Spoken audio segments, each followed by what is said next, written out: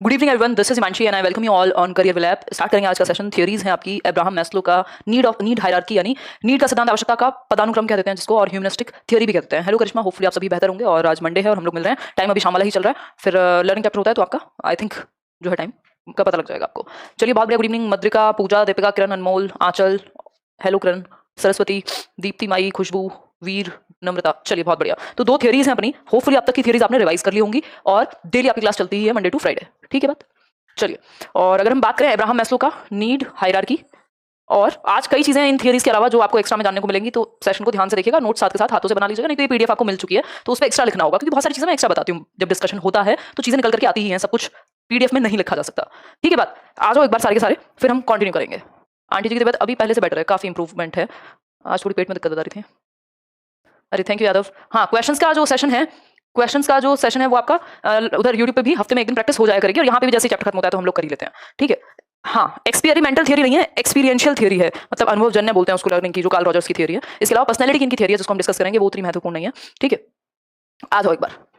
हाँ, मैंने सिलेबस आपके साथ डिस्कस कर दिया है, मतलब पेडागोजी स्पेशल बैच 1 and 2 दोनों में आपको सिलेबस मिल गया होगा। वो मोटा सिलेबस है कि जो यूनिट्स हम करेंगे उसके अंदर बहुत सारे माइन्यूट चैप्टर्स भी हैं जो उसमें मेंशन नहीं होंगे। ठीक है? तो आप देख लीजिएगा, आपका जहाँ पे चल रही हैं चीजें वैसे वैसे आगे चलेंगी। पेडागोजी स्पेशल 2 में लर्निंग से शुरू हुआ है तो बाकी चैप्टर्स होंगे पहले, बाद में लास्ट में डेवलपमेंट होगा। ठीक? चलिए, इसके अलावा जो नॉर्मल बैचेस हैं वो होपफुली मई में आपके खत्म हो जाएंगे। आशी क्या कह रही हैं, देखते हैं भाई, आशी की सुन लेते हैं। आपकी वजह से सीटेट फर्स्ट टाइम में क्लियर हुआ, बहुत बढ़िया। I am getting opportunity to go abroad through study visa and settle there, should I go for this opportunity? यार आशी, मुझे लगता है पढ़ने जाने में तो कोई बुराई नहीं है, मेरा खुद का प्लान है 1-2 साल में, बट सेटल होने का मुझे नहीं समझ में आता है कि आपको एजुकेशन लेनी है लीजिए। सेटल होना मुझे देश के अलावा समझ आता ही नहीं है। पहले आता था जब मैं थोड़ी छोटी थी, जब मैं ये टीचिंग ट्रेनिंग कर रही थी, उस टाइम पे मुझे लगता था कि यार क्या सोसाइटी है, क्या फलाना है, ये है वो है, वो होता है ना, आपको यंग लोगों को कमियां नजर आती है देश में, है ना, और ये है वो है। बट अब मुझे लगता है कि यही रह करके चेंज कीजिए। बेशक पढ़ने चले जाइए, घूमिए दुनिया, कोई दिक्कत नहीं है, बट रहिए घर में ही। तो ये आपकी पर्सनल चॉइस होगी। जाने का मौका मिलता है जाइए जरूर, जाने में कोई दिक्कत नहीं है, जाना चाहिए, बल्कि थोड़ा सा एक एक्सपोजर बढ़ता है इंसान का। मैं छोटे दादाजी, ध्यान रखिए वैशाली, बहुत सारे लोगों को अपनी फैमिली में खो रहे हैं आज की डेट में। चलिए स्टार्ट करें, फिर आज का सेशन स्टार्ट करते हैं। Priyanka, let's learn. चलिए, कार्ल रॉजर्स की भी हम बात करेंगे। बेसिकली ये जो दोनों थियरिस्ट हैं, ये जो दोनों लोग हैं, अब्राहम मैस्लो और कार्ल रॉजर्स, ये किससे बिलोंग करते हैं? ये ह्यूमनिज्म से बिलोंग करते हैं। ये ह्यूमनिस्ट हैं, यानी मानवतावादी हैं। क्या हैं ये? मानवतावादी हैं, दोनों मानवतावादी हैं। ठीक? क्या है? मानवतावादी हैं। ठीक है निकू? बहुत बढ़िया सोनी जी। मानवतावादी कौन लोग हैं? मानवतावाद है क्या? हमने अभी नहीं जा रही हूं मैं ज़मीन, 1-2 साल बताऊंगी। हमने, अगर हम बात करें तो हमने बात की व्यवहारवाद की, हमने बात की स्कूल ऑफ साइकोलॉजी में, आपने समझा होगा, और हमने बात की व्यवहारवाद की, हमने बात की उसकी कॉग्निटिविज्म की, संज्ञानवाद की, हमने मॉडर्न कॉग्निटिव थियरीज पढ़ी, किसकी?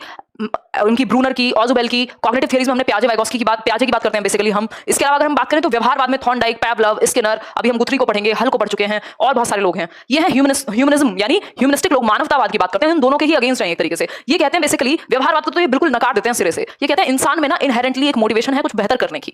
ठीक है बात? कुछ बेहतर करने की, तो उस चीज पे ही हमें फोकस करना चाहिए, और वो नॉलेज लीजिए जो लाइफ में काम आए, है ना। कई लोग तो इतने परेशान हो गए, जैसे मैं अभी जा रही हूँ अब्रॉड, जाऊंगी भी तो क्लासेस वहां से भी चलती रहेंगी, ऐसी कोई दिक्कत नहीं है आज की डेट में, है ना। साइकोलॉजी में मुझे कुछ करने का या एजुकेशन में कुछ करने का मन है ना। इंसानियत, मानव पे फोकस हो, ऐसा कहा जाता है किसमें? ह्यूमनिज्म में। समझते हैं एक एक करके, समझते हैं।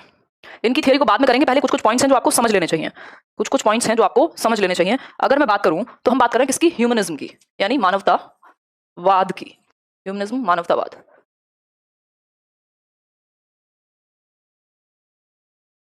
इसके फाउंडिंग फादर्स में करेंगे बिल्कुल लेटेंट लर्निंग भी। इसके फाउंडर्स में बहुत सारे लोग हैं, जिनमें से ये दोनों भी महत्वपूर्ण हैं। मैस्लो भी हैं, इनको स्पिरिचुअल फादर कहा जाता है, और कार्ल रॉजर्स भी हैं। दोनों ही लोगों को आप फाउंडिंग फादर्स में मानेंगे, और भी कई सारे लोग हैं, बट आपकी थियरीज में यही आते हैं। मैस्लो फाउंडर्स में से एक है, ऐसा नहीं है कि सिर्फ यही फाउंडर है, बट ऑप्शन में हो और एक ही ऑप्शन हो दोनों में से, तो आप मैस्लो या कार्ल रॉजर्स लगा सकते हैं, है ना। मैस्लो या फिर कार्ल रॉजर्स। ठीक है बात? ये फाउंडिंग फादर्स में से हैं। स्पिरिचुअल फादर ऑफ ह्यूमनिज्म कहा जाता है मैस्लो को। ठीक है बात? इतनी बात सभी को क्लियर है? अब 3 फोर्सेज ऑफ साइकोलॉजी हैं। There are 3 forces of psychology, 3 forces of psychology, यानी मनोविज्ञान के 3 बल।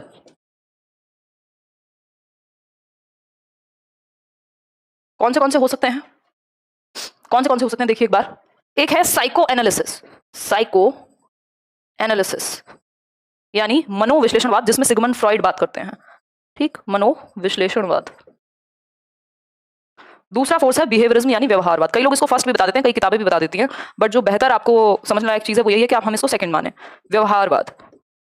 तीसरी एक बात है ह्यूमनिज्म यानी मानवतावाद। ये आपकी पर्सनालिटी के 3 एस्पेक्ट हैं एक तरीके से, या 3 बल हैं ये साइकोलॉजी के यानी मनोविज्ञान के 3 बल हैं, 3 फोर्सेस हैं ये साइकोलॉजी के। ठीक, इसके जनक साइको एनालिसिस के फ्रॉइड हैं, सिगमंड फ्रॉइड। व्यवहारवाद के जनक जेबी वॉटसन हैं। ठीक, ह्यूमनिज्म के जनक कार्ल रॉजर्स या अब्राहम मैस्लो को कह दिया जाता है, इसमें कोई एक नाम नहीं होगा। Abraham Maslow and Karl Rogers, या स्पिरिचुअल फादर पूछे तो अब्राहम मैस्लो आप कह सकते हैं। बताइए गार्गी क्या कहना चाहते हैं। ठीक, तो साइकोलॉजी, साइको एनालिसिस, साइकोलॉजी के 3 फोर्सेस, जिसमें मनोविश्लेषणवाद पहला, दूसरा व्यवहारवाद, तीसरा मानवतावाद। ठीक, क्लियर बात है। ये सब चीजें लिखिएगा, बाद में आराम से देख के, स्क्रीनशॉट के चक्कर में मत पड़ो, यहाँ स्क्रीनशॉट नहीं होता है ताकि लोग बैचेस को वो ना करें, पायरेट ना करें, इसलिए। वेरी गुड स्मिता, बहुत अच्छा लगा। ठीक, चलिए, नहीं होगा मीनाक्षी, मुझे नहीं लगता 20 जून को एग्जाम होना बहुत मुश्किल है। कार्ल रॉजर्स ह्यूमनिज्म, व्यवहार, इसके मानवतावाद से ही संबंधित है। ठीक है बात। अब मानवतावाद क्या कहता है, व्यवहार की, ओवर्ट बिहेवियर की बात करता है कौन, बिहेवियरिज्म। साइको एनालिसिस बात करता है मन के अंदर क्या चल रहा है। ह्यूमनिज्म बात करता है मानव इनहेरेंटली बेहतर है और वो बेहतर करना चाहता है। ठीक है प्रियंका पटेल, वेलकम है आपका। ठीक, साइको एनालिसिस मनोविश्लेषणवाद के जनक सिगमंड फ्रॉइड, बिहेवियरिज्म व्यवहारवाद के जनक जेबी वॉटसन, जॉन ब्रॉडस वॉटसन, ह्यूमनिज्म के जनक आप अब्राहम मैस्लो या कार्ल रॉजर्स, दोनों को लगा सकते हैं, कोई दिक्कत नहीं है। क्लियर है बात, इतनी बात क्लियर है। चलिए आगे बढ़ेंगे। अगर हम बात करें यहां, तो हमने बात की किसकी, ह्यूमनिज्म की, ह्यूमनिज्म की, जो कि कहता है कि इंसान इनहेरेंटली बेहतर है, यानी आंतरिक रूप से ही इंसान जो है वो कुछ अच्छा करने के लिए बना है और मोटिवेशन अंदर से आती है। कौन कह रहा है, ह्यूमनिज्म कहेगा। ठीक है, ह्यूमनिज्म कहेगा मोटिवेशन क्या है, इनेट होनी चाहिए, आंतरिक होनी चाहिए। ठीक है, आंतरिक मोटिवेशन होती है कुछ बेहतर करने की, इसीलिए लोग जान तक दे देते हैं मानवता को बचाने के लिए। ठीक है, अगर कोई गलत कर रहा है तो उसके साथ कुछ गलत हुआ होगा या बहुत सारे रीजन हो सकते हैं। ठीक है मीनाक्षी, ये बात क्लियर है, कोई दिक्कत परेशानी दर्द। हाँ, ये सीटेट में पूछा जा सकता है। 3 फोर्सेस को अभी एक्सप्लेन किया मैंने, पहला था साइको एनालिसिस, मनोविश्लेषणवाद, व्यवहारवाद, बिहेवियरिज्म और ह्यूमनिज्म, बस इतना ही है। ठीक बात, आगे बढ़े। अब हम बात कर लेते हैं इसमें अब्राहम मैस्लो की, यानी मैस्लो क्या कहते हैं, कौन है, अगेन एक अमेरिकन साइकोलॉजिस्ट हैं, अब्राहम मैस्लो। ठीक, ह्यूमनिस्टिक हैं। Abraham Harold Maslow was an American psychologist, 1970 तक, 1908 से 1908 में जन्म हुआ। ठीक, ये आप देख सकते हैं मैस्लो को। किसके लिए फेमस है, इनकी जो थियरी है नीड थियरी, यानी आवश्यकता का पदानुक्रम, या इस थियरी को ह्यूमनिस्टिक थियरी भी कह देते हैं, मानवतावादी सिद्धांत के नाम से भी बुलाया जाता है, जाना जाता है। ठीक, मानवतावादी सिद्धांत के लिए फेमस है। इतनी बात क्लियर हो रही है जी। बिल्कुल सज्जन, रिकॉर्डेड क्लास नहीं है रॉबिन, ये क्लास जो है आपकी लाइव है, आप मुझे देख पा रहे हैं, मैं आपको देख पा रही हूँ। ठीक है, रिकॉर्डेड अगर क्लास देनी होगी तो आपको रिकॉर्डेड बैच ज्वाइन करना होगा उसके लिए। ये रिकॉर्डेड वाला चक्कर नहीं है, लाइव वाला चक्कर है। ठीक है बात, इतनी बात समझ पा रहे हो या नहीं, ये बता दो बस। इतनी बात क्लियर है। कोई कह रहा है जिनपिंग की तरह दिख रहे हैं, शी जिनपिंग बोलते हैं ना आई थिंक उनको। इनकी एक बुक है जिसके लिए इनको काफी मतलब कह सकते हैं, जिसमें ये इस थियरी की बात करते हैं। बुक का नाम है motivation and personality, motivation and personality, यानी अभिप्रेरणा एवं व्यक्तित्व, अभिप्रेरणा एवं व्यक्तित्व, यही 1954 में। इससे पहले इन्होंने एक पेपर लिखा था 1943 में, जो कि बहुत महत्वपूर्ण नहीं है, है ना, बट ये आप ध्यान में रख सकते हैं। इनकी बुक मोटिवेशन एंड पर्सनैलिटी 1954 में आई, अभिप्रेरणा एवं व्यक्तित्व आप इसको कह सकते हैं। ठीक है, वो 3 फोर्सेस में नहीं आता इसमें था, अब 3 ही फोर्स बताए गए हैं, जिसमें आपका साइको एनालिसिस आएगा, व्यवहारवाद बिहेवियरिज्म आएगा और आपका ह्यूमनिज्म आएगा। व्यक्तित्व के 3 ही एस्पेक्ट को फोकस किया गया है, ना कि कॉग्निटिविज्म को। बेहतर है सुनील अभी जी, बिल्कुल बिल्कुल सही आंचल आपकी बात। युगलर नहीं दिया है, युगन ब्लूअर लाइन। क्लियर है बात। हाँ बिल्कुल, पर्सनालिटी पे भी काम किया। ऐसे लोगों ने बहुत सारे, कोई भी साइकोलॉजिस्ट सिर्फ एक चीज पे काम नहीं करता, बहुत सारे क्षेत्रों में काम करता है, बट वो किसी एक चीज के लिए फेमस होता है जिसमें उसने कुछ अलग ही दे दिया हो, है ना। क्लियर है बात, इतनी बात क्लियर है, बेहतर है मीनाक्षी अभी।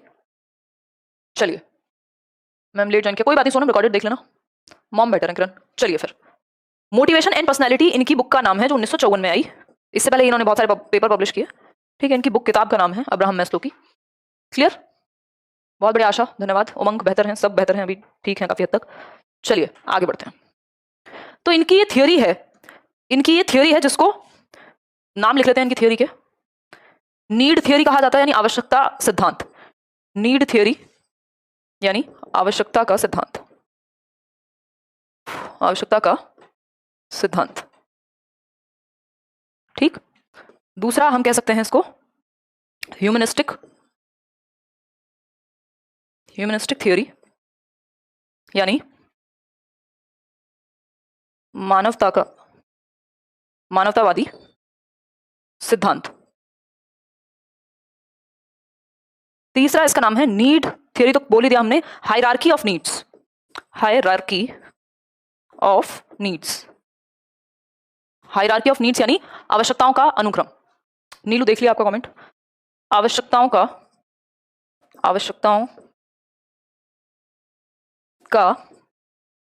पदानुक्रम।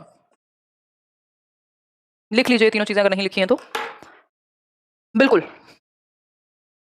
बहुत बढ़िया किया जी जिन्होंने भी ऑटिज्म का पता किया। क्लास को तो हो गए आपकी 15 से 16 मिनट, 140 पे चल रही है, 360p पे विजिबल नहीं है। चलना चाहिए भाई 1080p पे भी, यहाँ से तो चीजें एकदम ओके चल रही हैं, पता नहीं ऐसा क्यों हो रहा है।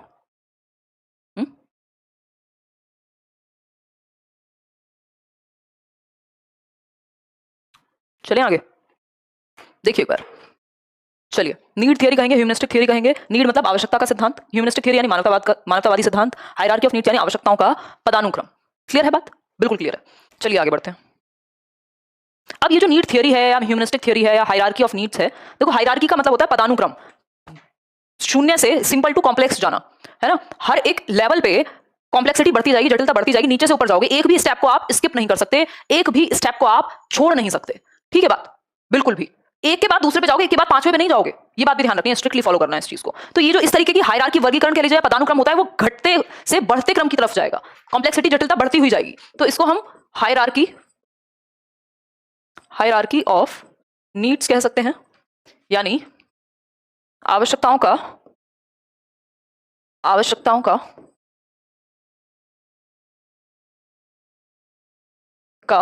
पदानुक्रम, जिसमें कितने लेवल उन्होंने दिए हैं? टोटल लेवल्स हैं आपके 5 लेवल्स या स्तर। अगर आप बात करेंगे तो जो प्रूव्ड हैं और जो हम डिस्कस करते हैं वो है 5 लेवल। जनरली पहले 7 भी हुआ करते थे, बट वो इंपॉर्टेंट नहीं है उनको जानना। ठीक, लाइव ज्वाइन नहीं कर पाते शिवम, दिख तो रहे हो अभी आप लाइव। लेवल्स कितने हैं? 5। ठीक है बात? हाँ, इसका ये क्रिटिक है, बिल्कुल आप कह सकते हो कि इसमें ये आलोचना हुई है, असेंडिंग ऑर्डर में है ये, बिल्कुल।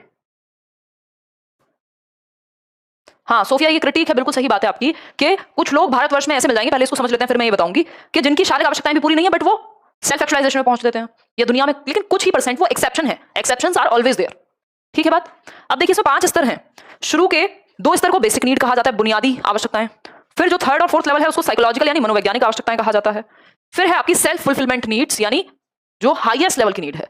ठीक है, इवन जो ये 4 लेवल्स हैं इनको कह देते हैं डेफिशिएंसी नीड्स, कि अगर ये आवश्यकताएं पूरी होती रहेंगी तो इंसान का और ज्यादा मोटिवेशन जो है, जैसे जैसे ये आवश्यकताएं पूरी होती है मोटिवेशन घटता जाता है ना। कि भाई अब तो आपको मान लो एक बंगला मिल गया, अब वो आपके लिए 2 साल भी नहीं होंगे कि आपके लिए वो नॉर्मल हो गया कि यार घर ही तो है, चाहे एक 3 कमरों के घर में रहते, चाहे एक 6 कमरों के घर में रहे, है तो घर ही, है ना।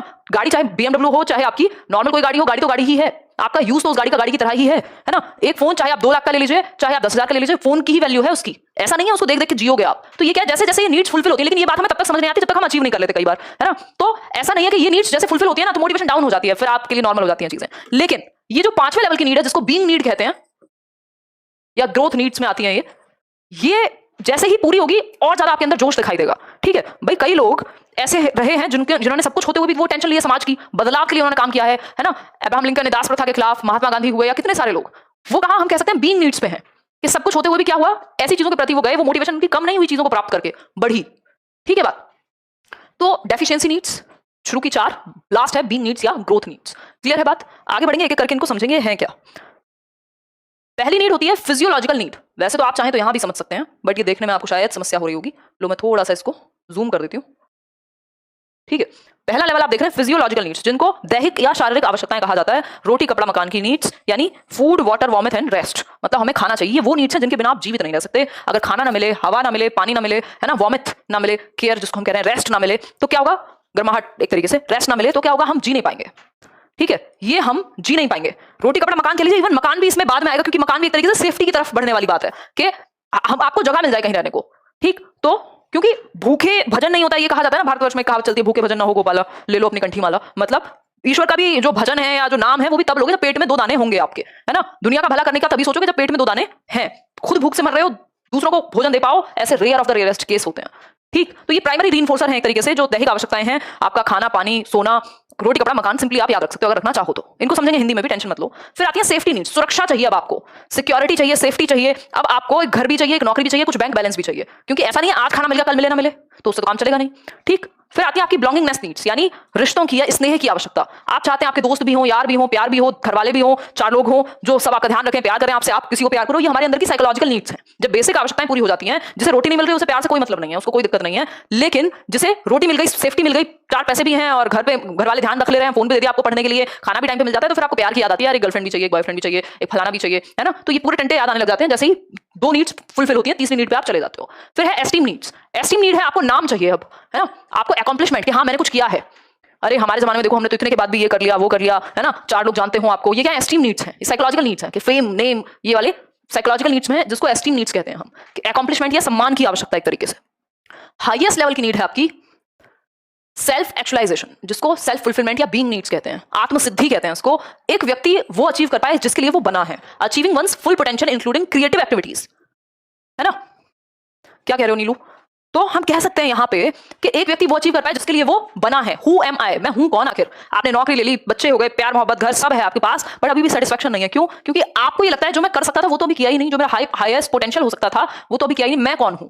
तो इस स्टेज पे लोग सबको छोड़ के, एक बुक पढ़ी होगी आपने, यहाँ सुना होगा, the monk who sold his Ferrari, है ना। ये सब चीजें क्या है कि अब आप चाहते हैं कि यार मैं हूं कौन, मेरा हाईएस्ट पोटेंशियल हो क्या सकता है, क्या करूं अब, है ना। एक व्यक्ति है जो बहुत मतलब काफी फेमस भी है आज की डेट में, पैसे की भी कोई अंतहीन मतलब कोई लिमिट है नहीं, है ना।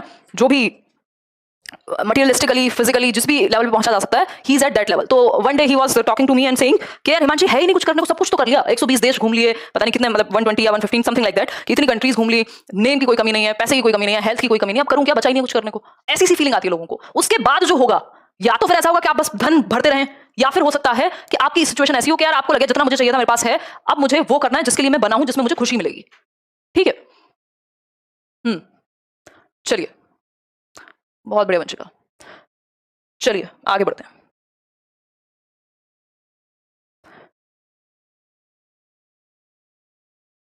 देखिए फिजियोलॉजिकल नीड्स पे चलते हैं। पहली आवश्यकता अब एक एक करके समझते हैं। बहुत बढ़िया आकांक्षा, एक एक करके समझते हैं। नाम बताइए क्या रखा है इन बातों में। बहुत बढ़िया गीतिका। देखो अगर हम बात करें, ये मेरी पर्सनैलिटी है नहीं मतलब उस तरह की, नहीं तो ऐसे सी आजकल स्थिति है जी। देखिए फिजियोलॉजिकल नीड्स यानी शारीरिक आवश्यकताएं, शारीरिक आवश्यकताएं, वो शोशेबाजी का कोई हिसाब नहीं है। साइकोलॉजिकल नीड्स यानी शारीरिक आवश्यकताएं। क्या है शारीरिक आवश्यकताएं बताइए। कोई कह रहा है 12th क्लास के बेस्ट सब्जेक्ट में पढ़ा रखा है, आता भी है इसलिए। हाँ साइकोलॉजी में आता है, जिन्होंने 12th में साइकोलॉजी पढ़ी होगी। हाँ बिल्कुल सरोज, मैं देख पा रही हूँ आपको। चलिए बहुत बढ़िया। हाँ मेरा थोड़ा उल्टा शुरू हुआ था, मैं यूट्यूब पे खुशी के लिए डिस्कशन कर रही थी, बाद में ये बाकी प्लेटफॉर्म से जब देखा कि सब कुछ ही ऑलमोस्ट डिस्कस कर लिया, फ्री जितनी क्लासेस दी जा सकती नहीं सब कुछ किया जा सकता था, तो बाकी प्लेटफॉर्म्स के साथ एसोसिएशन बाद में हुआ कि ठीक है यार, अब कुछ लोग या बहुत सारे लोग हैं जिनको स्पेसिफिकली पढ़ना है, इतनी जनता हो गई कि कुछ लोग जिनका डायरेक्ट डाउट क्लियर हो सके या जुड़ सके तो उस सेंस में जुड़ गए, नहीं तो लोग ऐसे ऐसे ऐसे चलते हैं। बट वो मेरी शायद वैसे पूरी हो गई थी घर से या वैसे भी। चलिए आते हैं रक्षिता जी। रक्षिता बिल्कुल सही है आपकी बात। फिजियोलॉजिकल नीड्स यानी शारीरिक या दैहिक आवश्यकताएं, दैहिक आवश्यकताएं, शारीरिक या दैहिक आवश्यकताएं, ये कौन सी हो सकती हैं? वो नीड्स, सर्वाइवल नीड्स एक तरीके से, जिनके बिना आप सर्वाइव नहीं कर सकते दुनिया में, आपका सर्वाइवल सुनिश्चित नहीं होगा। सर्वाइवल नीड्स हैं ये, ठीक। जैसे स्लीप, सोना, खाना, फूड, वाटर, ये सब क्या है? सर्वाइवल नीड्स हैं। क्लियर बात है? मोनिका क्या पूछा है भाई आपने? ठीक, इसमें आपकी फिजियोलॉजिकल नीड्स, रिप्रोडक्शन यानी सेक्स कह लीजिए आप, या बाकी सारी चीजें मतलब कह सकते हैं एक तरीके से, ठीक है। वैसे बिल्कुल ठीक है, जिनके बिना सर्वाइवल संभव नहीं है, तो स्लीप, फूड, वाटर, ये सब। क्लियर है बात? ऐसी आवश्यकताएं जिनके बिना आप सर्वाइव नहीं कर सकते, कहां आएंगी? दैहिक आवश्यकताओं में, ठीक। आगे बढ़ जाएं तो आसान है, इसमें तो कुछ है नहीं।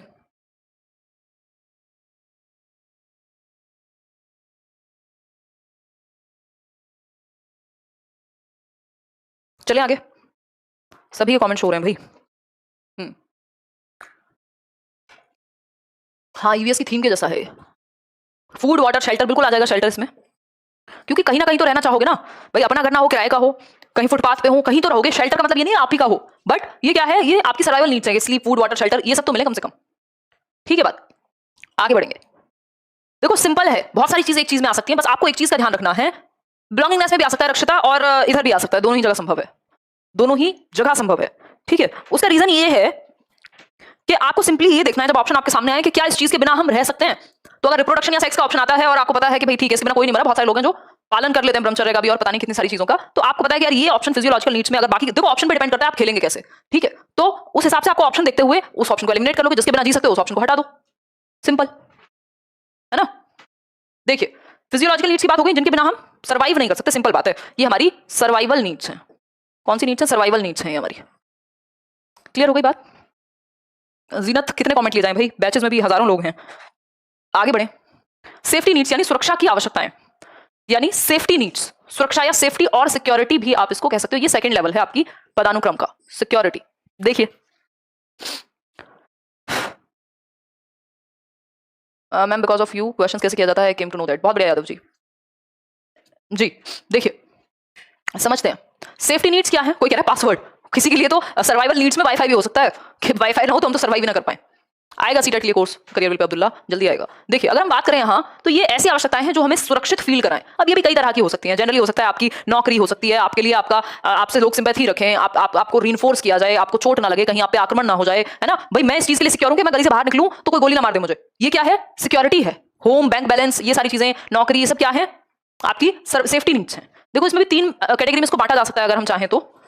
तीन कैटेगरी हो सकती है आपकी, हो सकती है फिजिकल सिक्योरिटी यानी भौतिक सुरक्षा, फिजिकल सिक्योरिटी, या फिजियोलॉजिकल सिक्योरिटी। इसमें क्या आ जाएगा भाई, कहीं आप पे कोई आक्रमण ना हो जाए, कहीं चोट ना लग जाए, आपको इंजरी ना हो जाए, है ना। इन सब चीजों, ये सब आ जाएंगे आपकी फिजिकल सिक्योरिटी के। कल को अगर आपको चोट लगी, आप बीमार हुए, तो अगर आपकी सरकारी नौकरी लग गई और दिल्ली में लग गई तो सरकार आपका ध्यान रखेगी जिंदगी भर। मतलब ध्यान रखने का मतलब है आपकी बीमारी का खर्चा देगी, आप एडमिट होंगे तो आपको खर्चा मिलेगा। टीचिंग का भी मैं बता रही हूँ, दिल्ली में हालत यही है, यूपी में तो नहीं मिलता कुछ, मतलब उस तरीके से यहाँ एक्जैक्टली आपका कार्ड बन जाएगा। अगर बाकी लोगों के लिए जो बीमारी है उसका जो टेस्ट का चार्ज भी 5,000 है, तो हो सकता है आपके लिए वो 2,500 ही हो, है ना। और वो भी आपको गवर्नमेंट से वापस मिल जाएगा। आप कभी बीमार होते हैं तो हॉस्पिटल में एडमिट होने की सुविधा है आपके पास, सरकार ने आपकी व्यवस्था की हुई है, तो ये क्या सिक्योरिटी मिल गई। या फिर आपके पास एक हेल्थ इंश्योरेंस है, या फिर आपके पास उतना पैसा है बैंक में पड़ा हुआ कि आपको कोई भी बीमारी हुई बुरी से बुरी भी तो आप इलाज करवा सकें। ठीक है बात, ये क्या है? फिजिकल सिक्योरिटी है कि आपको कोई चोट लगे, कोई आक्रमण की स्थिति बने, कुछ भी फिजिकल चीज से संबंधित हो, आपकी शारीरिक एस्पेक्ट में आप सिक्योर्ड फील करें। भाई सेना के जवान लगे हुए हैं कहां सीमाओं पे, आप सिक्योर्ड फील कर रहे हैं, नहीं तो कोई भी किसी को मारता रहेगा, कैसे रहेंगे? अगर पुलिस ही ना हो तो सोचो क्या स्थिति होगी देश की। ठीक है, अगर हम बात करें फिर होती है आपकी इकोनॉमिकल नीड्स। इकोनॉमिकल सेफ्टी हो सकती है यानी आर्थिक सुरक्षा। आर्थिक सुरक्षा में क्या है? आपका रोजगार। भाई ऐसा नहीं है कोरोना आ गया तो नौकरी चली गई बिल्कुल अपने आप ही। तो आर्थिक सुरक्षा आप चाहते हैं कि यार मेरे पास एक रोजगार हो, एक काम हो करने को, कुछ पैसा हो, है ना, मैं सर्वाइव कर सकूं। ठीक है, बिल्कुल आगे बढ़ेंगे। तीसरा होता है आपकी साइकोलॉजिकल सिक्योरिटी या साइकोलॉजिकल यानी मनोवैज्ञानिक सुरक्षा। मनोवैज्ञानिक सुरक्षा कैसे? यार कहीं मैं अकेला ना मर जाऊं या अकेली ना मर जाऊं, है ना, कोई ऐसा ना हो कि मेरे आसपास कोई हो ही ना। ठीक है, कि ऐसा ना हो कि मेरे आसपास कोई हो ही ना। जैसे फॉर एग्जांपल मैं आपको बताती हूँ, मैंने एक ये स्पेस लिया, मुझे एक स्पेस लेना था अपना प्रॉपर एक ऑफिस के लिए भी, और ठीक है मतलब लाइफ लॉन्ग के कल को अगर चीजें खराब जाती हैं या मेरा मन हुआ कि भाई शादी वादी नहीं करनी है, तो एक मेरे पास स्पेस है और मैं बैठ के किताबें पढ़ सकती हूँ जिंदगी भर और अपना काम कर सकती हूँ, क्योंकि अभी आप इंटरनेट के माध्यम से कहीं भी अपना काम कर सकते हो। ठीक, तो मैंने ये एक जिसमें स्टूडियो में मैं खड़ी हूँ, जिस घर में मैं खड़ी हूँ, वो लिया। और उस टाइम पे लेने के समय मेरे एक फ्रेंड ने कहा कि काम करो यार, इतने में तो साउथ दिल्ली में मिल जाएगा, तुम साउथ दिल्ली आ जाओ और यहाँ ले लो, कुछ एक फ्लैट ले लो या कुछ भी, जो भी तुम्हें घर लेना है घर ले लो, ये हो जाएगा यहाँ पे और बेटर जगह है, पास में एयरपोर्ट है, फलाना है, ये है वो है। मैंने कहा ठीक है, सोचा जा सकता है।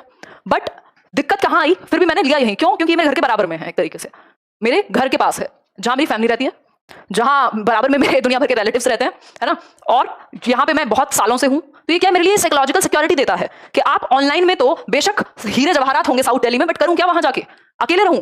वैसे ही इंसान ऑनलाइन में इतना अकेला है कि रात और दिन स्क्रीन के सामने ही बातें करता है और दुनिया से अलग और हो जाओ। वो जमाने तो रहे नहीं गांव वाले कि सब आपके आसपास ही रहते हो, तो कोई पॉइंट ही नहीं है। तो अपनों का होना भी जरूरी है। तो वो मुझे साइकोलॉजिकल सिक्योरिटी फील नहीं हुई वहां, मेरे दिमाग को नहीं हुई, वो बची ही नहीं बात, है ना। अब वो मेरी पर्सनैलिटी नहीं है कि मैं शॉर्ट पहन के घूमूं और लोगों को अजीब लगे तो भैया इधर ईस्ट दिल्ली में प्रॉब्लम होगी, नॉर्थ ईस्ट दिल्ली में प्रॉब्लम होगी या कुछ भी उस तरीके का। हालांकि यहाँ भी पहनते हैं लोग, बट ऐसा कुछ है ही नहीं, मेरे पास कोई रीजन ही नहीं है जाने का, तो क्यों जाऊं? कोई कह रहा है इसलिए शादी कर लीजिएगा, नहीं, इस डर से अगर शादी की जाएगी तो बहुत सारी शादियां तबाह भी होती हैं, ऐसा नहीं है कि ये साइकोलॉजिकल सिक्योरिटी रहे तो। जबकि हालत ये है कि बहुत ज्यादा समय नहीं मिलता है मुझे कि परिवार के साथ बैठ सकूं, या मेरे चाचा जी रहते हैं बराबर में, पीछे दूसरे चाचा जी रहते हैं, कि मिलके बैठ सकूं बहुत ज्यादा, पता नहीं कितने महीने हो जाते हैं मिले हुए भी। लेकिन एक साइकोलॉजिकल सिक्योरिटी है कि कभी मन किया तो जा तो सकता है ना इंसान, और कुछ रात को 12 बजे भी अगर दिक्कत है फैमिली में कुछ भी, तो 1 मिनट में जाया जा सकता है। ठीक, मम्मी को भी अकेला फील नहीं होगा। तो ये क्या है? ये साइकोलॉजिकल सिक्योरिटी है, मनोवैज्ञानिक। ठीक, तो ये 3 प्रकार की सिक्योरिटी है। एक है फिजिकल सिक्योरिटी, भाई कोई गोली ना मार दे, कहीं चोट ना लग जाए, तो आपके पास वो सिक्योरिटी का साधन हो। ठीक है, बिल्कुल। इसके बाद इकोनॉमिकल सेफ्टी यानी आर्थिक सुरक्षा, आपके पास 4 पैसे हो, कि आप रोजगार हो, पैसे हो, ये सारी चीजें। कोई कह रहा है मेरा डाइवोर्स हो गया, कोई बात नहीं, ठीक है, कई बार रिश्ते नहीं चलते, जबरदस्ती चलाने का समय तो रहा नहीं अब, कि डिपेंडेंसी है कि जबरदस्ती ही रहना है कहीं, कि 4 लोग क्या कहेंगे। मनोवैज्ञानिक यानी साइकोलॉजिकल सिक्योरिटी। साइकोलॉजिकल सिक्योरिटी का मतलब क्या है? आपने बहुत ब्रेव फैसले लिए हैं। साइकोलॉजिकल सिक्योरिटी क्या है? कि भाई स्नेह, या कह लो एक तरीके से आपको एम्पैथी फील हो कि मुझे 4 लोग मेरे आसपास हैं, तो ये भी सिक्योरिटी का ही हिस्सा है। सिक्योरिटी सिर्फ पैसे की या गोली की नहीं है। आपने बहुत ब्रेव फैसले लिए हैं ma'am, for example lifting Unacademy. हाँ यादव, बिल्कुल बहुत अच्छी एक ऑफर कह लीजिए, एक अपॉर्चुनिटी कह लीजिए, बट आपका तो चीजें क्लियर होनी चाहिए ना आपके दिमाग में। अब ऐसे तो करने को तो बहुत कुछ कर सकता है ना इंसान। अभी 11 साल है, मैं चाहूँ तो यूपीएससी की या एग्जाम्स की किसी की भी प्रिपरेशन कर सकती हूँ, बट आपको पता होना चाहिए ना आपको जाना कहाँ है। बहुत बढ़िया सोफिया, चलिए आगे बढ़ते हैं इसी बात पे। देखिए, तो ये 3 प्रकार की सिक्योरिटी हैं जिन पे हमने बहुत ही विस्तार से चर्चा की है, क्योंकि इससे आपको दिमाग में रहेंगी चीजें, इससे चीजें दिमाग में रहेंगी, भूलोगे नहीं। जब ये कहानियां याद आएंगी ना पेपर के टाइम पे, अगर कहानियां याद आएंगी तो भूलोगे नहीं। तो हम कह सकते हैं कि आपको कोई मोटिवेट करने वाला भी चाहिए।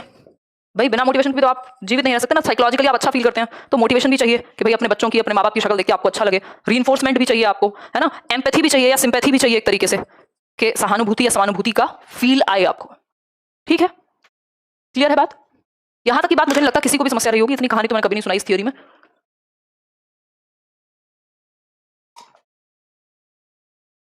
क्लियर, आगे बढ़े। बहुत बढ़िया, चलिए आगे बढ़ते हैं।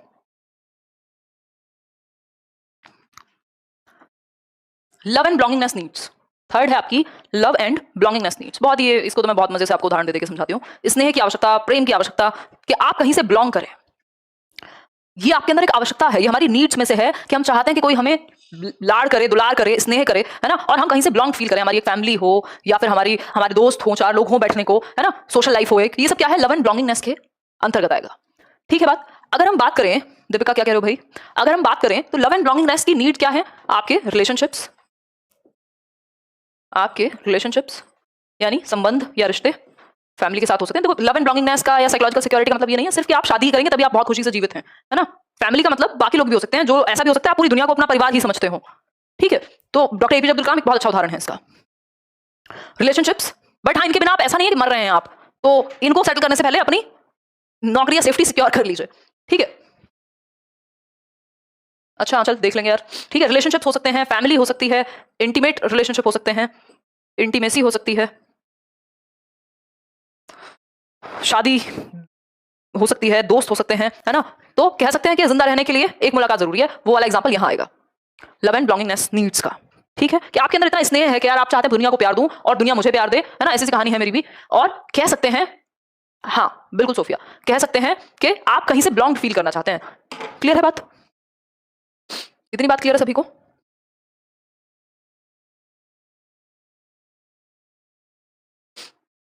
क्लियर, चलिए फिर।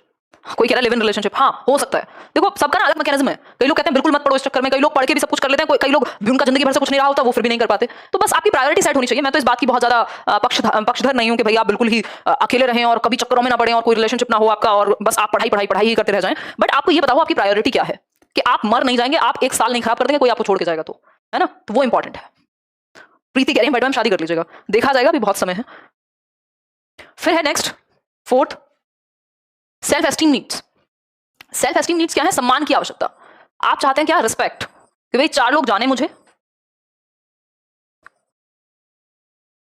आप चाहते हैं रिस्पेक्ट हो आपकी, रिकॉग्निशन हो, पहचाने लोग आपको, है ना। कि आप गली नुक्कड़ चौराहे पे हो तो 4 लोग आपके आसपास आपको जानते हो, आपका सम्मान हो, आपको एक फुलफिलमेंट या फिर मैं कहूं अकॉम्प्लिशमेंट की फीलिंग आए कि हाँ मैंने कुछ अचीव किया लाइफ में। ठीक है, सबके समाज में अलग अलग तरह की चीजें हैं, जो जिस जगह से बिलोंग करता है, सबके लिए अकॉम्प्लिशमेंट के जो तरीके हैं वो अलग हो सकते हैं। हो सकता है एक व्यक्ति बहुत ही कोई छोटी सी नौकरी करता हो और उसके आसपास के लोग, हो सकता है वहाँ ऐसा ही माहौल और उसको लगे यार मैं तो बेस्ट हूँ और बहुत सम्मान की स्थिति हो। जैसे एक शिक्षक का मान लेते हैं, मेरे जो मामा जी हैं वो टीचर हैं, और बचपन से मैंने उन्हें देखा है, जब मैं गाँव में रहा करती थी उनके साथ, तो लोग आते हैं गाँव में, शिक्षक की, टीचर की क्या एक रिस्पेक्ट है कि मास्टर जी हमारा बेटा या बच्ची है, इसको थोड़ा गाइड कर दो, या कोई बात हुई तो वो डिस्कस चर्चा करना चाहते हैं। तो ऐसा तो नहीं है कि वो जो मास्टर या जो भी टीचर या भी जो भी अध्यापक है उनके पास बहुत कोई लंबरगिनी तो खड़ी नहीं है कि वो धन बहुत ज्यादा कमाते हो इसलिए लोग रिस्पेक्ट कर रहे हैं, बट वो रिस्पेक्ट दूसरी तरह की है ना। कि सम्मान मिल रहा है 4 लोगों से कि इन्होंने कुछ अकॉम्प्लिश किया है ना। जो शिक्षक है वो सही सलाह देगा, इस तरीके की चीजें। ठीक, तो अकॉम्प्लिशमेंट, रिकॉग्निशन, रिस्पेक्ट, इस तरह की फीलिंग आपको हो कि भैया अब क्या हुआ, आपकी फिजियोलॉजिकल नीड्स पूरी हो गई, आपके पास सेफ्टी नीड्स के लिए कोई दिक्कत नहीं है, आप जिंदगी में झेल जाएंगे। फिर लव एंड बिलोंगिंगनेस आपको सेटल है, ऐसा नहीं आप फ्रस्ट्रेटेड नहीं है कि कोई मुझे प्यार नहीं करता, है ना। और फिर है फोर्थ सेल्फ एस्टीम के अब 4 लोग जानने भी चाहिए। हाँ, पावर भी इसी में आ जाएगी कि पावर फील हो आपको कि मेरी तो भाई सिक्का चलता है मेरा, तो इस तरीके की चीजें। ठीक है, पद प्रतिष्ठा कह सकते हो आप एक तरीके से कि इंपॉर्टेंस मिल रही है आपको जहां आप जा रहे हैं। ठीक, कई लोग तो इंपॉर्टेंस के लिए दूसरों को बुरा भला कहना शुरू कर देते हैं, दूसरों को नीचे दिखाना शुरू कर देते हैं। ठीक है बात, तो ये हुई 4th लेवल की नीड। अब आगे बढ़ेंगे। बिल्कुल सोफिया, कमेंट दिख रहा है नीलम आपका। चलिए अब नेक्स्ट लेवल पे चलते हैं जो कि है 5th लेवल। इसके बाद कार्ल रॉजर्स को भी करेंगे हम। 5th लेवल है self actualization needs. Self actualization यानी आत्मसिद्धि की आवश्यकता। आत्मसिद्धि की आवश्यकता कि भाई आप मैक्सिमम पोटेंशियल तक अपने पहुंच पाए, मैक्सिमम पोटेंशियल अचीव कर पाए। जिस चीज के लिए आप बने हैं वो आप कर पाए, चाहे उसमें आपको धन मिले ना मिले, नाम मिले ना मिले, कुछ मिले ना मिले, बट आपको उस चीज में खुशी होती है। आप देखते हैं ऐसे ऐसे लोगों को पद्मश्री अवार्ड मिलता है जिनको आप कभी नहीं जानते थे। एक फल वाला था शायद कोई पिछले साल जिनको पद्मश्री मिला था, तो उन्होंने लोगों की मदद की। ठीक, क्या हुआ अरुण? इसमें मंक भी आ सकते हैं, इसमें नॉर्मल लोग भी आ सकते हैं। जो जरूरी नहीं है हर एक मंक जो है, मंक मतलब जो साधु है, वो क्या है, सेल्फ एक्चुअलाइज्ड ही है। हो सकता है कोई एक मॉनेस्ट्री में रहता हो, एक ब्रह्मचर्य का पालन करता हो, बट मन में लालच या वही द्वेष है। ठीक है, ये हो सकता है आपका। नेक्स्ट एक चीज इसमें हो सकती है हु एम आई, भाई मैं हूं कौन। जब आप ये इंक्वायरी करना शुरू कर देते हैं सारी चीजों के बाद भी, मैं बना किस लिए हूं, मैं क्या मेरा उद्देश्य है, क्या मुझे करना चाहिए, मैं कब सुकून से मर पाऊंगा। हाँ कह सकते हैं रक्षिता, काइंड ऑफ कह सकते हैं, है ना। तो हु एम आई सिर्फ लेस देन 2% पॉपुलेशन पूरी दुनिया में ये लेवल अचीव कर पाती है, बाकी तो नीचे नीचे खेलते रह जाते हैं। ठीक है बात, क्लियर बात यादव जी? ठीक बात है आपकी। तो मैक्सिमम पोटेंशियल अचीव कर पाऊं, मैं बना जिस लिए हूं मैं वो अचीव कर पाऊं। ठीक, दुनिया की भलाई के लिए अगर आपको लग रहा है कि आप इसलिए बने हैं तो आप जान तक देने को तैयार हो जाएंगे। ठीक है बात। अच्छा, एक क्वेश्चन आता है कि एक मेजर है कोई आर्मी में और उन्होंने अपनी जान की परवाह ना करते, उनको पता था कि उनकी सिक्योरिटी नीड्स के खिलाफ है क्या चीज, कि वो अगर लड़े तो उनकी जान जा सकती है युद्ध में, लेकिन वो फिर भी गए। तो हम कह सकते हैं सेल्फ एक्चुअलाइजेशन उन्होंने प्राप्त कर लिया होगा, या सेफ्टी नीड्स के अगेंस्ट वो चले गए तो सेल्फ एक्चुअलाइजेशन प्राप्त कर लिया होगा कि लोगों की भलाई के लिए अपनी भी जान दे दी। ठीक, अगर मैं बात करूं इसमें फर्स्ट जो लेवल है फिजियोलॉजिकल नीड्स। फिजियोलॉजिकल नीड्स की अगर हम बात करें, फिजियोलॉजिकल नीड्स की यानी शारीरिक आवश्यकताओं की, तो एक क्वेश्चन आता है, फर्स्ट लेवल पे चलते हैं। एक क्वेश्चन आता है आपका शारीरिक आवश्यकताओं के लिए कि एक मां ने अपने बच्चे को बेच दिया क्योंकि खाना नहीं मिल रहा था। क्या कर दिया? बेच दिया, सेल कर दिया। क्योंकि सेल्फ किसके लिए किया? फॉर फूड, खाने के लिए। उनको खाना नहीं मिल रहा था इसलिए बच्चे को बेच दिया। किसके लिए? खाना प्राप्त करने के लिए। ये कौन सी नीड इस महिला की पूरी नहीं हो रही होंगी? बच्चा तो एक ऐसी चीज है ना जिसके बिना आप माँ बाप तो स्पेशली जान भी दे दें आसानी से, बच्चे को कुछ ना होने दें, बट स्थिति ऐसी होगी, देखो सब पे तो नहीं होगी ना ये चीज लागू। स्थिति अगर ऐसी हो गई कि माँ ने बच्चे को बेच दिया खाने के लिए, इसका मतलब कौन सी नीड पूरी नहीं हुई? फिजियोलॉजिकल या शारीरिक या दैहिक आवश्यकताएं पूरी नहीं हुई थी। ठीक, आप जानते हैं मिड डे मील चलाया जाता है स्कूल्स में।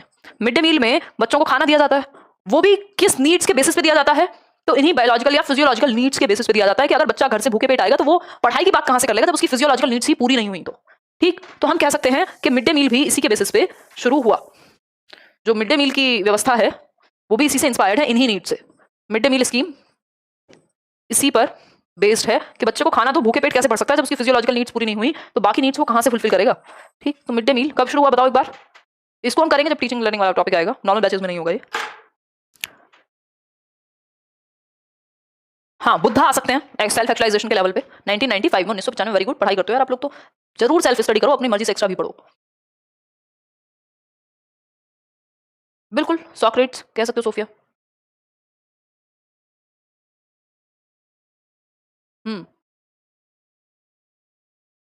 भगत सिंह हो सकते हैं। बिल्कुल वानी, बहुत खुशी की बात है ये तो, आपने ब्रेवरी का काम किया, करेजियस काम किया है आपने। चलिए यार, जरूरी नहीं है जो हिमालय पे चला गया उसको सेल्फ एक्चुअलाइजेशन ही प्राप्त हो गया। भीष्म पितामह, सही है। हाँ होगी यूट्यूब पे क्लास आज गीता का। चलिए स्टार्ट करते हैं। चलिए आगे बढ़ेंगे अब। ये थियरी तो अपनी कंप्लीट हुई।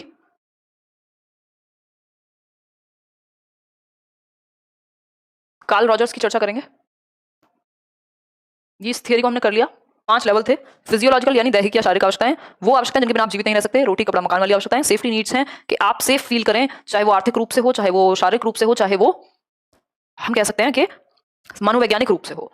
ठीक। Love and belongingness, love and belongingness, आपका एक परिवार हो, यार हो, दोस्त हो, प्यार हो। ठीक। सेल्फ एस्टीम यानी सम्मान हो, आपको जाने लोग। और फिर है सेल्फ एक्चुअलाइजेशन की नीड, यानी हु एम आई, आप जिस चीज के लिए बने हैं वो करें। बहुत कम लोग यहाँ तक पहुंच पाते हैं। लोग इन 4 आवश्यकताओं को डेफिशिएंसी नीड कहा जाता है। ये जितना ये नीड्स फुलफिल होती हैं उतना ही मोटिवेशन गिरती जाती है। एक लेवल से दूसरे लेवल पे जाते हैं तो पीछे की मोटिवेशन खत्म। लेकिन जैसे ही आप 5वें लेवल को प्राप्त करते हैं तो यहाँ ग्रोथ नीड्स कहते हैं इनको। इनको अचीव करने पे मोटिवेशन बढ़ती है, घटती नहीं है। ठीक है। इनको अचीव करने पे मोटिवेशन बढ़ती है, घटती नहीं है। ठीक है बात? इतनी बात क्लियर है या नहीं भाई? आपको कुछ नहीं मिल रहा तब भी आप कर रहे हैं इस चीज को। क्लियर है बात? आगे बढ़ेंगे। अब कार्ल रॉजर्स की बात कर लेते हैं। ये भी ह्यूमनिज्म से बिलोंग करते हैं, यानी मानवतावादी ही हैं। मानव के बारे में, ह्यूमंस के बारे में सोचेंगे, है ना। इन्होंने एक एक्सपीरियंशियल लर्निंग यानी अनुभवजन्य अधिगम सिद्धांत, हमने कोल्ब को पढ़ा है। कोल्ब भी एक्सपीरियंशियल लर्निंग की बात करते हैं, बट उनकी लर्निंग साइकिल फेमस है ना।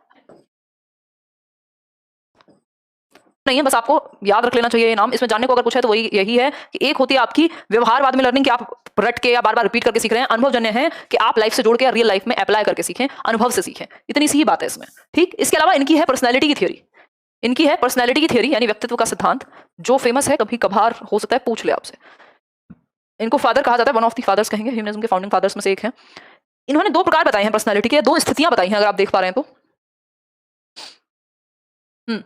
देखिए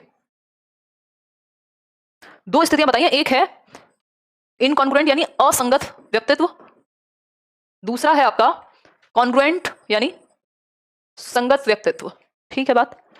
इन्होंने बात की, एक होती है सेल्फ इमेज व्यक्ति की, जैसे आप स्वयं को देखते हैं, आप खुद को कैसे देखते हैं। एक होता है आइडियल सेल्फ, आपका आदर्श रूप, आप कैसा बनना चाहते हैं। हो सकता है आज आप जैसे हैं वैसे हैं, हो सकता है आपका आदर्श रूप ये हो कि यार मुझे ना फ्री में डिस्कशन करना है या लोगों से अपनी नॉलेज को शेयर करना है। ये आपका आइडियल सेल्फ हो सकता है ना। ये आपका आइडियल सेल्फ हो सकता है। जैसे हमारे यहाँ बिल्डिंग में एक मतलब नेबर कह लीजिए, तो शी इज अ फ्रेंड, वो कुछ 3 साल के करीब मुझसे छोटी है। She is 20 years old. तो हम लोग का डिस्कशन होता रहता है। She is doing philosophy honours, तो एक मेंटल लेवल ठीक ठाक है, बात हो जाती है तो समझ में आ जाती हैं चीजें, या एक डिस्कशन हेल्दी डिस्कशन हो पाता है। तो शी वाज सेइंग कि यार आप ना मेरी आइडियल सेल्फ हो, एकदम जैसा मुझे बनना है।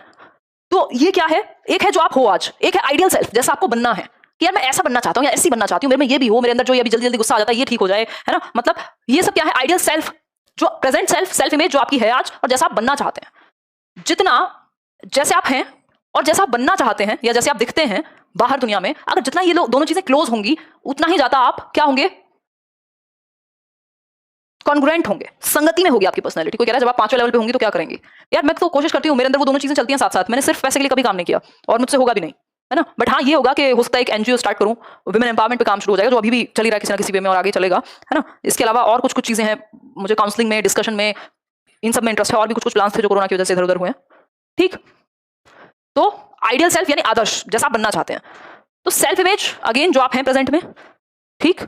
जैसे जैसे ये सेल्फ इमेज जो आप बनना चाहते हैं और जो आइडियल सेल्फ है जो आप हैं और जैसा आप बनना चाहते हैं क्लोज आते जाएंगे ना, जितना ये दोनों चीजों में कॉमनैलिटी आती जाएगी कि जो आज आप हैं और जो बनना चाहते हैं वो क्लोज आते जा रहे हैं, वो सर्कल पास आता जा रहा है, एक दूसरे को ओवरलैप करते जा रहे हैं। इसका मतलब आप कॉन्ग्रुएंट बनते जा रहे हैं। अगर ये दोनों चीजें बिल्कुल अलग हैं, जो आपका आइडियल सेल्फ है, जैसे आप दिखना चाहते हैं, जैसे आप हैं, उसमें जमीन और आसमान का अंतर है, तो आप इनकॉन्ग्रुएंस में है। जैसे आप दिखाते हैं और जैसे आप हैं उसमें अगर जमीन आसमान का अंतर है, तो आपकी पर्सनैलिटी हो जाएगी कैसी, इनकॉन्ग्रुएंट यानी असंगत पर्सनैलिटी हो जाएगी। आप चैन से नहीं रह पाएंगे। ठीक। तो ये 2 चीजें हैं। बच्चों के लिए, महिलाओं के लिए कुछ कुछ काम करना है ईश्वर ने चाहा तो यही आज की कहानी थी। ये पीडीएफ आपको मैंने शेयर करा दिया है, एक बार उसको देख लो जाकर के। ठीक है। इतनी सी बात थी, इसको रिवाइज कर लीजिएगा। कब मिलेंगे आप? कल मिलेंगे। मुझसे किसी का दुख नहीं देखा जाता, शिल्पा कह रही है। I can understand. कोई कह रहा है मुझे कोरोना हो गया, कविता कह रही है। कविता ध्यान रखिए अपना, ज्यादा ज्यादा विटामिन सी लीजिए, गर्म चीजें लीजिए और भाप लीजिए, ज्यादा से ज्यादा फ्रूट्स खाइए, अनार सेब जितना हो सके खाइए, है ना, और ठीक हो जाएगा। इसके पोस्ट कोरोना सिम्टम्स भी हैं, जैसे मैंने टेस्ट नहीं कराया बट मुझे पता है था, और अभी तक भी मुझे कुछ कुछ चीजें लग रही हैं। तो जैसे कई बार सांस से रिलेटेड कुछ, जबकि होते समय नहीं हुआ कभी बिल्कुल। चलिए फिर आज के लिए इतना ही रखते हैं। हाँ मम्मी अब बेहतर हैं थोड़ी, बाकी अभी टाइम लगेगा उन्हें। अभी दवाई लेके आई थी मैं मेडिकल स्टोर से। बहुत बढ़िया महजबीन। चलिए फिर आज के लिए इतना ही रखते हैं। हाँ फिर मिलेंगे। मैम क्लासेस होती रहेंगी, अपना ख्याल रखिए। हाँ मैं रख रही हूँ, आप भी रखिए। और बहुत बढ़िया। आप इतनी टेंशन में भी हम लोगों को अच्छा पढ़ाती हैं। हाँ, खुशी मिलती है, ये भी ज़िम्मेदारी है ना एक तरह की। अब मैं छुट्टी कर नहीं सकती हूँ एक्चुअली, कर तो सकती हूँ अगर करनी ही पड़े तो, बट मैं अवॉइड कर रही हूँ कि आप मेरी जब तबीयत खराब रही तो 12 दिन 13 दिन वैसे ही वेस्ट हो गए एक तरीके से, क्योंकि मैं क्लासेस नहीं ले पाई। फिर उसके बाद मम्मी की तबीयत खराब हो गई। अब हालाँकि दीदी हैं घर पे, उनकी छुट्टियाँ चल रही हैं दोनों की ही, स्कूल्स बंद हैं, तो वो मैनेज कर लेती हैं ज़्यादातर, बट फिर भी थोड़ा-सा डिस्टर्बेंस तो होता ही है। कई बार रिपोर्ट्स आती हैं तो 4 लोगों को वो रिपोर्ट सेंड करनी होती हैं कहीं, क्योंकि रिस्क नहीं लेना चाह रहे हैं, तो क्रॉस चेक कर लेनी पड़ती हैं कई बार और 4 चीज़ें सोचनी पड़ती हैं कि ऐसा तो नहीं हम पीछे रह जा रहे हैं। कई बार कुछ चीज़ें हो जाती हैं, फ्रूट्स लाना है या दवाइयाँ लाना है, तो वो मैं ही लाती हूँ ये वाले सारे। तो वो हो जा रहा है मैनेज कि घर में दीदी देख ले रही हैं, बाहर का मैं देख ले रही हूँ, या बैठ जाते हैं थोड़ा डिस्कशन कर लेते हैं। और यार लाइफ ऐसी ही है, आप रुक नहीं सकते हैं किसी भी एक चीज़ के लिए जब तक बहुत ज़्यादा समस्या ना हो। ठीक है? क्योंकि अभी मैं वहाँ बैठूँगी तो भी कोई फ़ायदा नहीं होगा ना छुट्टी करके। मैनेज कर रही हूँ, हो जाएगा मैनेज। चलिए फिर कल मिलेंगे, ध्यान रखिए। नहीं कृतिका, ऐसा कुछ नहीं है, O2 लेवल, ऑक्सीजन लेवल एकदम ठीक है। बट जैसे अभी जब मैं ठीक हुई थी ना और तब क्लास लेना शुरू किया था, तब वो आप लोगों को भी पता लग रहा था, कई कमेंट भी मुझे आए थे जैसे सांस फूलने वाली स्थिति, जबकि मुझे ये प्रॉब्लम है ही नहीं, नाम को भी मुझे पता ही नहीं लगा पूरे जब मैं बीमार थी तब भी। बट उसके बाद जब मैंने बाद में वीडियो देखा तो मुझे पता लग रहा था कि यार ये ऐसा है। तो वो ठीक है, वो पोस्ट कोरोना सिम्टम्स होते हैं आई थिंक। बाकी अभी ठीक है, कोई दिक्कत नहीं है। चलिए फिर, ध्यान रखिए,